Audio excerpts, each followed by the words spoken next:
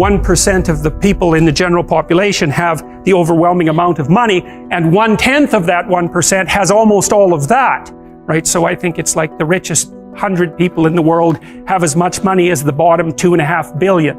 And you think, well, that's a terrible thing, and perhaps it is, but what you have to understand is that that law governs the distribution of creative production across all creative domains, right? It's something like a natural law. And we'll talk about that more, but imagine what happens when you play Monopoly. You've all played Monopoly. What happens when you play Monopoly? One person ends up with all the money. All right, then you play another game of Monopoly. What happens? One person ends up with all the money. It's actually the inevitable consequence of multiple trades that are conducted randomly. So if you take 1,000 people and you get them to play a trading game, you each give them $100, say, or $10, and they have to trade with another person by flipping a coin. I win the coin toss, you give me $1, you win, I give you $1. If we all play that long enough, one person will end up with all the money and everyone else will end up with zero. So it's a deeply built feature of systems of creative production, and no one really knows what to do about it, because of course the danger is that all the resources get funneled to a tiny minority of people at the top, and a huge section of the population stacks up at zero. But to blame that on the oppressive nature of a given system is to radically underestimate the complexity of the problem. No one actually knows how to effectively shovel resources from the minority that controls almost everything to the majority that has almost nothing in any consistent way, because as you shovel money down, it tends to move right back up, and it's a big problem. But the thing you want to understand about that 1% issue that you always hear about is that it applies in every single realm where there's difference in creative production. Every realm. Doesn't matter. Number of records produced, number of records sold, number of compositions written. So here's an example. 5 composers produce the music that occupies 50% of the classical repertoire, right? Bach, Beethoven, Brahms, Tchaikovsky, Mozart. That's right, those 5.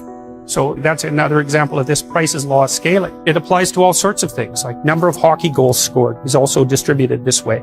Size of cities follows the same distribution. So, you know, people talk about all the time about how unfair it is that 1% of the population has the vast amount of the money, and 1% of the 1% has most of that money, and 1% of the 1% of the 1% has most of that money. But it's an inevitable conclusion of iterated trading games, and we don't know how to fight it. We don't know how to take from the people who have and move it to the bottom without it instantly moving back up to the top. Different people maybe, but still back up to the top.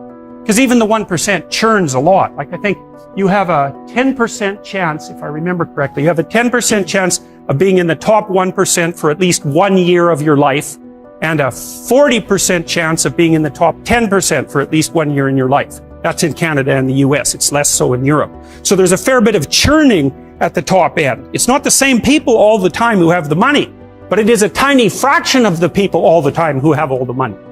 Anyways, the reason I'm telling you about that is because after the peasants were granted their land and started to become farmers, a tiny minority of them became extremely successful, and those people produced almost all of the food for Russia and the Ukraine. So what happened in the 1920s when bloody Lenin came along and collectivized the farms was that they defined the kulaks, who were these tiny minority of successful farmers who maybe had a brick house and were able to hire a couple of people and had some land and some livestock and were very productive people. They defined them as socially unfriendly elements, and they sent groups of intellectuals out into the towns to collectivize the farms. And so the idea was that, well, you would pool your land and everyone would farm it collectively, and the land was taken away, of course, from the tiny minority of people who were actually productive and had actually managed to own much of the land. So you have to imagine how that would occur.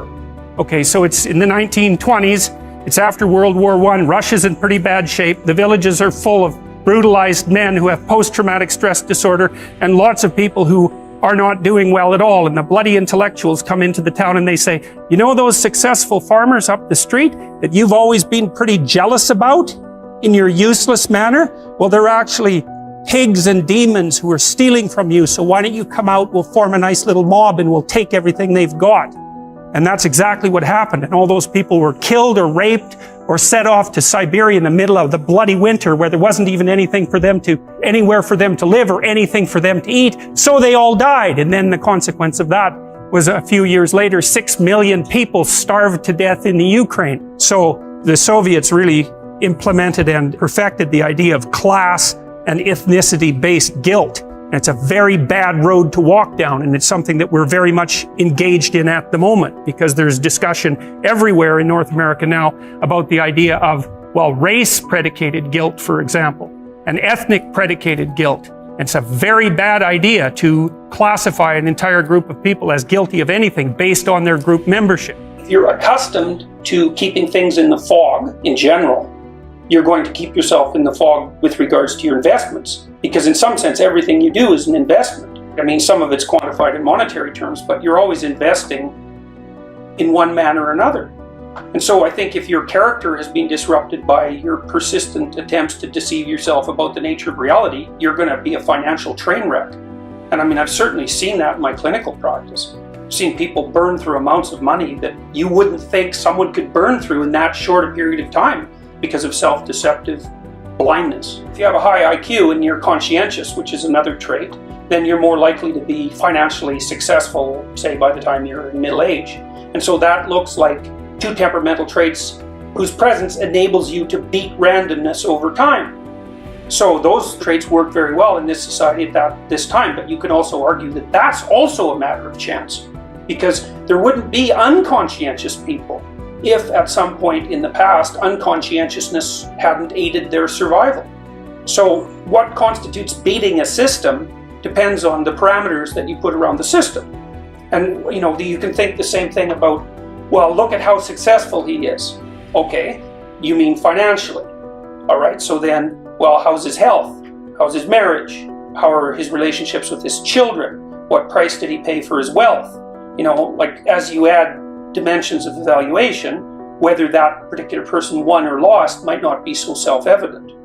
One idea that's very common in our culture is that poverty is caused by lack of money, and that's a really stupid idea, because money is very difficult to handle. I had clients who were addicts, and the worst possible thing that could happen to them was that they got some money. They're just done. First of all, they were hanging around with people who were little on the sociopathic side, and so especially if they weren't that bright and couldn't defend themselves very well, as soon as they got money, well, it was off to the bar with all the friends. And one guy I remember in particular, every time he got his disability check, he was gone for 5 days. You usually found him in a ditch, because he'd just go to the bar, spend every cent he had on alcohol, and wake up in a ditch, 3/4 dead, eventually completely. And then he was ashamed and horrified and repentant, and he'd straighten himself out again, and then that was all well and good until, as long as he was broke, until the next check showed up, and then bang, the same thing. So, it's not like money is necessarily a good for everyone. It's hard to manage money. It's really easy for it to disappear. I mean, elderly people have a hell of a time now because, crooks are contacting them on the internet non-stop. And so just giving people money, it's like pouring water in their hands. It's not that helpful, not necessarily that helpful. And then, of course, contributors to poverty are, well, it's not so good to have a low IQ. People don't like the idea of IQ because it seems so arbitrary. Have a high IQ. Well, it's not like you deserve it exactly. You're set up that way pretty much right from the beginning. It's very, very, very, very stable. You can make a high IQ person stupider by, not educating them up to the level of their possibility, but taking someone who has a low IQ and trying to raise that, it's like, if you can figure out how to do that, well, it's Nobel Prize time for you, because people have tried that a lot. And our society is increasingly sophisticated, so it's by no means obvious. The liberals think, well, this society is unfair because there's unemployment, and the conservatives think, well, there's a job for everyone. But none of them think, well, there are massive, massive, massive differences in people's ability, far greater than anyone realizes. And that poses a structural problem. I had a client, and I got him a volunteer job, which is way harder than you think. You need a police check, for example. Like, it's harder to get a volunteer job than a real job.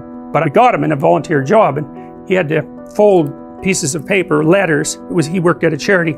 He had to fold pieces of paper in 3 so that he could put them inside envelopes. And then the letters, which were in a pile, had to be matched with the proper envelopes, which were also in a pile. But some of them were French and some of them were English, so the French ones had to be matched carefully to the French envelopes, and if there was one envelope out of order, well then he had to figure out whether it was the papers that were out of order or the letters that were out of order. And then some of the letters had photographs attached to them, and you weren't supposed to bend the photographs, but they weren't always in the same place, so that meant you had to figure out how to fold the paper in three, a bunch of different ways without creasing the photograph. And then the other thing is, and I never realized how difficult it is to put a piece of paper in an envelope till I watched someone who couldn't do it. And he probably had an IQ of about 80. You know, if you met him on the street, you wouldn't think anything different of him. He was a normal looking guy.